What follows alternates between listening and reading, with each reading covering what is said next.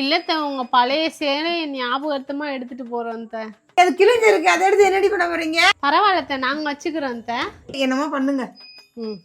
எங்கேயோ இருக்குன்னு சொன்னாங்க. இந்த பாத்திமா இருக்குல்ல, பாத்திமாக்கு ஆப்போசிட்ல இந்த அறைக்கு பாரு. ஆமா,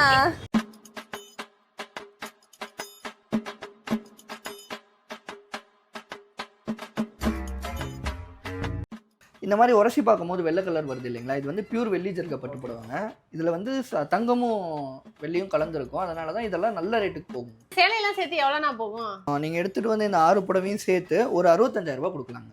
65,000 எடுத்துகிட்டு வந்த மொத்த சாரிக்கும் 65,000 ரூபாய் அமௌண்ட் கிடைச்சிருச்சு.